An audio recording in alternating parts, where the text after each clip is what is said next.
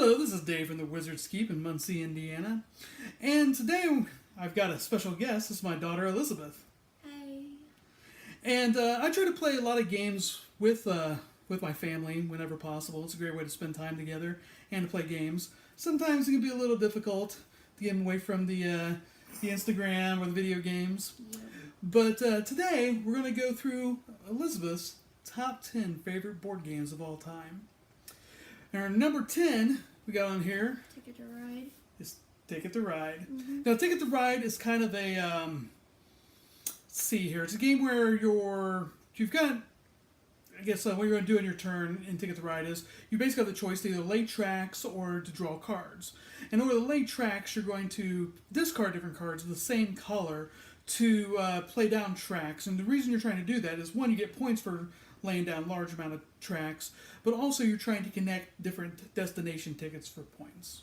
So what is it about this game that you like?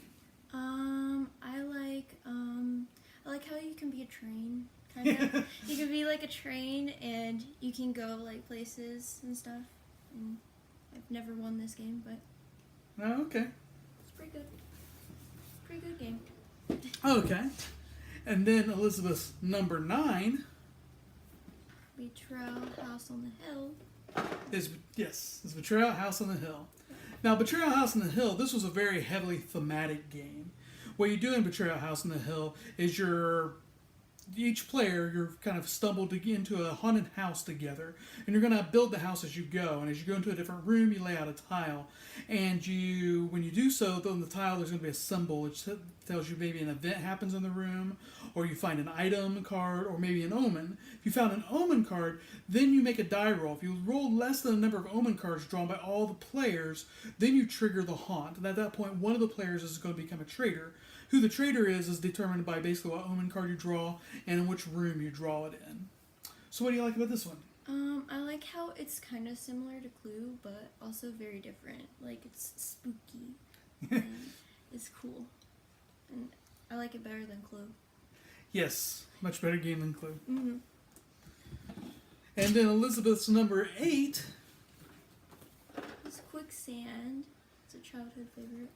Yeah, this is a game that when Beth was little that I would get her to play when I'd force her to sit down and play games with me because I'm a mean old man.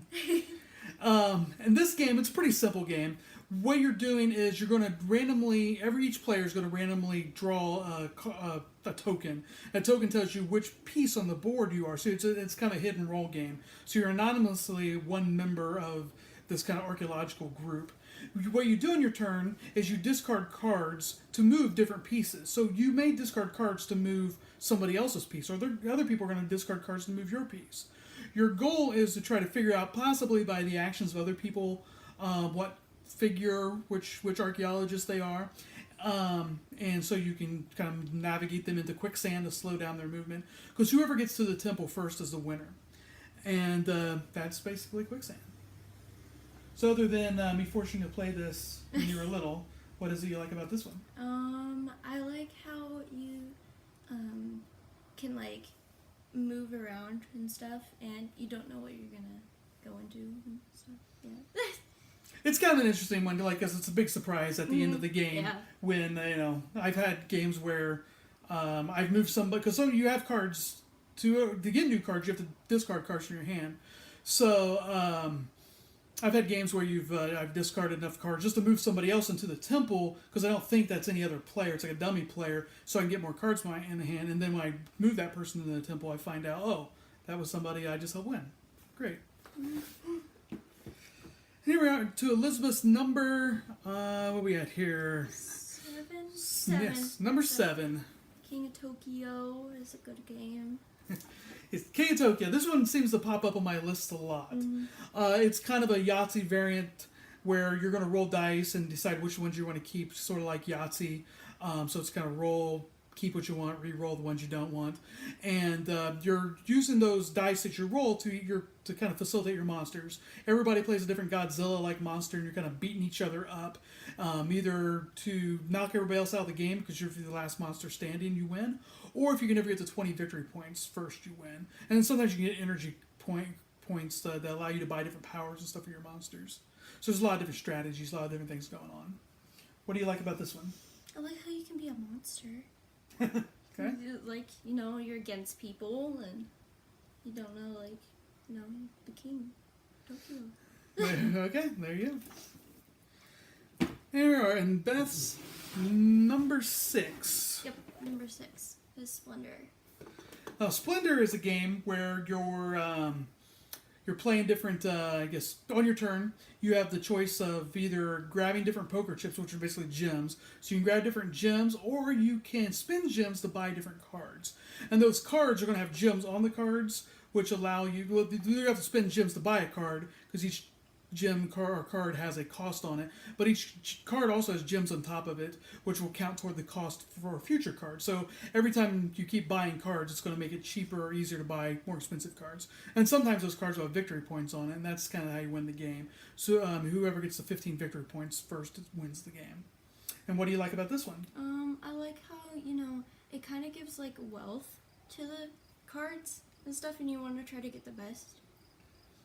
And I kind of just like it about that, you know. I don't know. Just like getting the bling? Yeah. And he's like, you want that. Okay, now here we are into the top half. So number 5. Number 5 is Loreto. Mm-hmm. And I can guess why Beth likes this one, because it's all about kind of building your zoo, collecting different animals. It's basically kind of a set collection game. You're collecting different types of animals, like lions and tigers and baby animals. Yes, and you're putting them into different pens. And if you can ever get a mama animal and a papa animal, then they'll breed a baby animals, so which basically gives you a bonus animal. Because if you fill up your pens, you're going to get different victory points for that.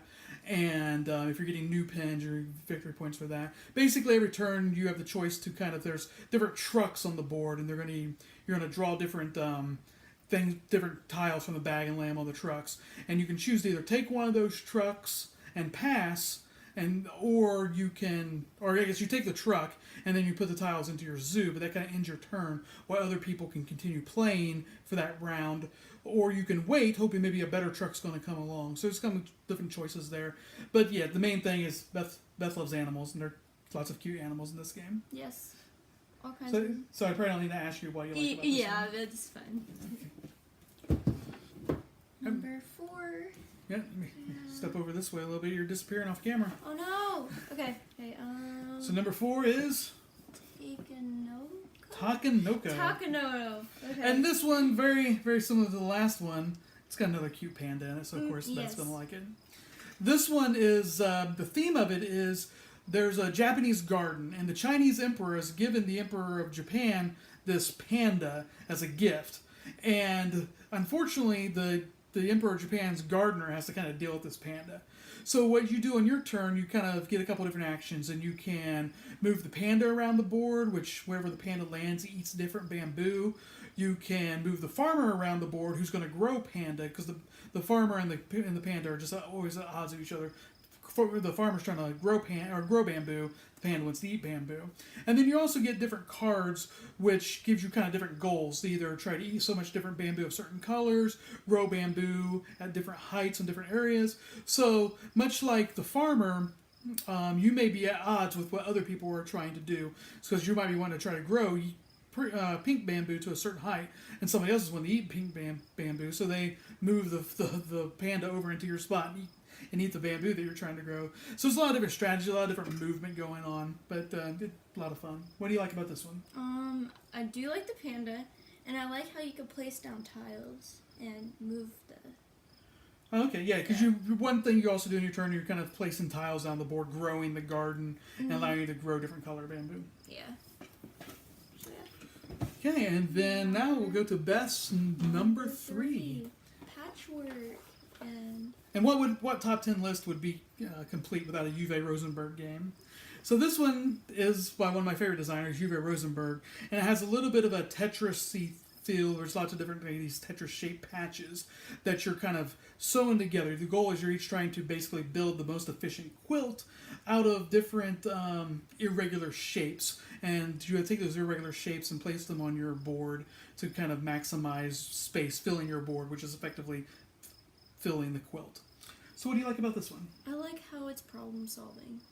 You know, Okay, yeah. it's problem solving, and you got different kinds of shapes, and you don't know. You know, you gotta work your brain to do this board game. Okay, yeah, I can see that. So I like how it you know. Right, because you Yeah. kind of have to look at the shapes that you can possibly get, and you got to figure out, well, is that the good one to get because that's going to place on my board, or can I place that on my board, and where can I place that on my board? Yeah. Number 2. Number 2 is one of my favorites. Is Dream Home. and yes, is Dream Home, which has a very bright kind of cover and theme. The whole concept of this is, well, you're building your dream home. And it's basically a card drafting game. So you're going to draft different cards, which kind of represent different rooms. So you're kind of building your kitchen. You're kind of organizing your house and building your house, your dream home. So you're drafting different cards for different sets. So like you can and placing those cards into your tableau, your board, to kind of build your home. And basically, because you're drafting from cards on the board with other players, each kind of determining where to place different things on the board to build your house, and you get different bonus points for different synergy bonuses, like if you have a bathroom on each floor, or if you have different rooms together. There's also different accessories you can put into your rooms, like you can give you a grand piano or a big screen TV or something that's going to give you extra. Condo. Yeah, so do different things that's going to earn you different points. So what do you like about this one?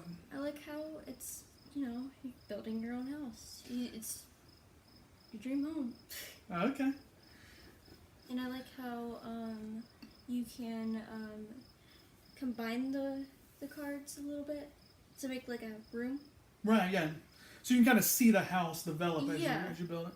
See, Elizabeth's not a real hardcore gamer. It takes a lot of effort sometimes to get her to play different games. But if the theme is interesting enough for her, then she'll at least give it a try. And that's kind of always a challenge. This is me being the gamer snob. I always try to look for games that have interesting mechanics, interesting strategies to keep me kind of engaged. But she's looking for things with the different themes that appeal to her, and so hopefully we try to marry that together so we both can enjoy the games as we play them. And then here we go, Elizabeth's number one. What's number 1? Kitty Paw. Kitty Paw. And it's the cutest game ever. Get these little hexagon kitties. Yes, this is a kind of a tile game. Let's see if I can open it up here. Yeah. So what you're going to do is it's a little bit of a puzzle race game, because you're going to be given like a challenge, like different ways to kind of configure these cute little square kittens. They could be sleeping on one side or they're awake on the other side, and you get this puzzle, and it kind of tells you which configuration you're supposed to lay these tiles, and it's a race who can ever put them in the same. Yes, card. to get them in the configuration you're supposed to get, and I guess at the beginning of each turn, you kind of draft what you're trying to get, so you can get others that are worth a lot more points, but are more difficult, where somebody else might pick a puzzle that is not as many points, but it's easier to get, because if someone succeeds in completing their puzzle first, that's going to end the round, and they're going to get the points for it. And what do you do when you end a round? You say Kitty Paw. How do you do it? Kitty Paw. Kitty Paw. Kitty Paw. So that is Kitty Paw. And the reason why I like this game is it's fast, it's fun, and it's easy. And it's cute. All excellent reasons. Yep. Well, I hope you enjoyed this video, and if you have any questions about any of these games or any other games, feel free to message me on Facebook or stop into the Wizard's Keep sometime. And until next time, hopefully I'll get Elizabeth to play some more games with me and spend some time with her old man. Yeah. And then maybe she'll have a new list in the future. Until next time, thank you for watching.